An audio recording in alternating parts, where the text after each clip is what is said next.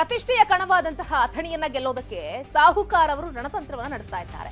ಲಕ್ಷ್ಮಣ ಸವದಿ ಸುತ್ತಲೂ ಕೂಡ ರಮೇಶ್ ಜಾರಕಿಹೊಳಿ ಅವರು ಒಂದು ರೀತಿ ಚಕ್ರವ್ಯೂಹವನ್ನ ಹಾಕ್ಬಿಟ್ಟಿದ್ದಾರೆ. ಪ್ರತಿಷ್ಠೆಯ ಕಣ ಕೇವಲ ಇಲ್ಲಿ ರಮೇಶ್ ಜಾರಕಿಹೊಳಿ ಅವರ ಕ್ಷೇತ್ರ ಗೋಕಾಕ್ ಗೆಲ್ಲೋದು ಮಾತ್ರ ಅಲ್ಲ, ಅವರ ಇನ್ನೊಂದು ಮಹೇಶ್ ಏನೋ ಇಲ್ಲಿ ಒಂದು ಕಡೆ ಲಕ್ಷ್ಮಣ್ ಸವದಿ ಅವರನ್ನ ಸೋಲಿಸಲೇಬೇಕು ಅನ್ನೋ ಒಂದು ನಿರ್ಧಾರಕ್ಕೆ ಬಂದಂಗೆ ಕಾಣಿಸ್ತಾ ಇದೆ.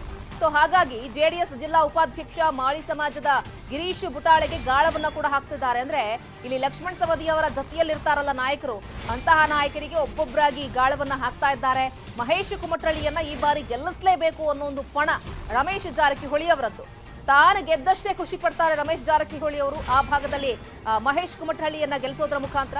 ಹಾಗಾಗಿ 40 ರಿಂದ 45 ಸಾವಿರ ಪಂಚಮಸಾಲಿ ಮತದಾರರ ಮೇಲೆ ಸಾಹುಕಾರ್ ಕಣ್ಬಿದ್ದಿದೆ. ಸವದಿ ಅಡ್ಡಾದಿಂದ ಈಗಾಗಲೇ ಒಬ್ಬೊಬ್ಬರೇ ನಾಯಕರನ್ನ ಗಾಳ ಹಾಕೋದ್ರ ಮುಖಾಂತರ ಎಳ್ಕೊಳ್ತಾ ಇದ್ದಾರೆ.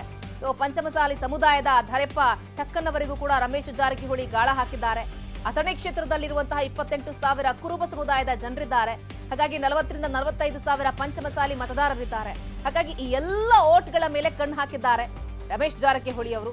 ಆ ಹಿನ್ನೆಲೆಯಲ್ಲೇ ಲಕ್ಷ್ಮಣ್ ಸವದಿಯ ಜೊತೆಯಲ್ಲಿರುವಂತಹ ಜೊತೆಗಾರರನ್ನೇ ಒಬ್ಬೊಬ್ಬರನ್ನಾಗಿ ಸೆಳೆಯೋದಕ್ಕೆ ಈಗ ಗಾಳವನ್ನ ಹಾಕ್ತಾ ಇದ್ದಾರೆ. ಅದು ಎಷ್ಟರ ಮಟ್ಟಿಗೆ ಸಕ್ಸಸ್ ಆಗತ್ತೆ ರಮೇಶ್ ಜಾರಕಿಹೊಳಿ ಅವರಿಗೆ ಕಾದ್ ನೋಡ್ಬೇಕು.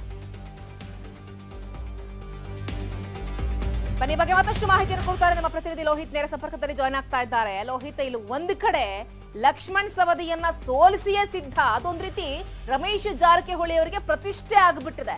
ಸೊ ಆ ನಿಟ್ಟಿನಲ್ಲಿ ಯಾವ್ಯಾವ ರೀತಿಯಾಗಿ ಕಸರತ್ತುಗಳನ್ನ ಮಾಡ್ತಾ ಇದ್ದಾರೆ, ಯಾವ್ಯಾವ ರೀತಿ ಗಾಳ ಹಾಕ್ತಾ ಇದ್ದಾರೆ?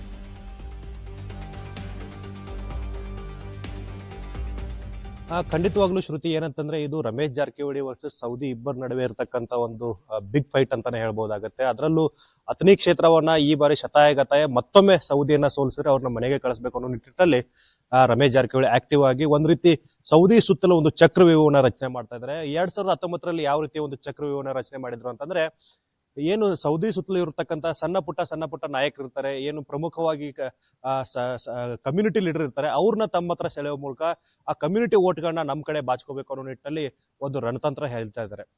ಸೊ ಈಗಾಗಲೇ ಆ ಕುರುಬ ಸಮುದಾಯದವ್ರನ್ನು ಕೂಡ ತಮ್ಮ ಬಳಿಗೆ ಕರ್ಕೊಂಡಿದ್ದಾರೆ. ಮಾಳಿ ಸಮಾಜದ ಜೆಡಿಎಸ್ ಉಪಾಧ್ಯಕ್ಷರ ತಮ್ಮ ಬಳಿಗೆ ಕರ್ಕೊಂಡಿದ್ದಾರೆ. ಸೊ ಇವತ್ತು ಏನಂತಂದ್ರೆ ಪ್ರಮುಖವಾಗಿ ಅಲ್ಲಿ ಅಥಣಿ ಕ್ಷೇತ್ರದಲ್ಲಿ ಗುರುತಿಸಿಕೊಂಡಿರ್ತಕ್ಕಂಥ ದರೆಪ್ಪ ಟಕ್ಕಣ್ಣವರ್. ಸೊ ದರೆಪ್ಪ ಟಕ್ಕಣ್ಣವರ್ ಇವರು ಒಂದು ಪಂಚಮಸಾಲಿ ಮುಖಂಡರು ಹೌದು.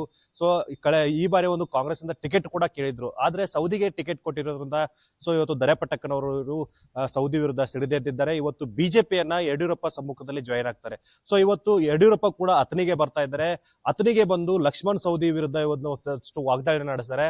ಅದ್ರ ಜೊತೆಗೆ ಏನು ಸ್ಥಳೀಯಲ್ಲಿ ಇರ್ತಕ್ಕಂತ ನಾಯಕರನ್ನ ತಮ್ಮ ಬಿಜೆಪಿಗೆ ಕರ್ಕೋತಾರೆ. ಸೊ ಈ ಮೂಲಕ ಏನಂತಂದ್ರೆ ಲಕ್ಷ್ಮಣ್ ಸವದಿ ಸುತ್ತಲೂ ಕೂಡ ಒಂದು ಚಕ್ರವ್ಯೂಹವನ್ನ ಹೆಣೆಯಲಾಗ್ತಾ ಇದೆ.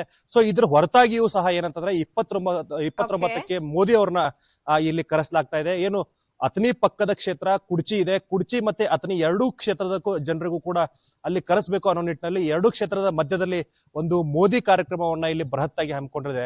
ಸೊ ಈ ಮೂಲಕ ಹೇಗಾದ್ರೂ ಮಾಡಿ ಈ ಬಾರಿ ಅಥಣಿಯಲ್ಲಿ ಸೌದಿಯನ್ನ ಸೋಲಿಸಲೇಬೇಕು ಅನ್ನುವಂತ ಪಣವನ್ನ ಇಲ್ಲಿ ರಮೇಶ್ ಜಾರಕಿಹೊಳಿ ಹಾಕೊಂಡಿರ್ತಕ್ಕಂಥದ್ದು ಶ್ರುತಿ. ಓಕೆ ಲೋಹಿತ್, ಥ್ಯಾಂಕ್ ಯು ತಮ್ಮೆಲ್ಲ ಕಂಪ್ಲೀಟ್ ಮಾಹಿತಿಗಾಗಿ.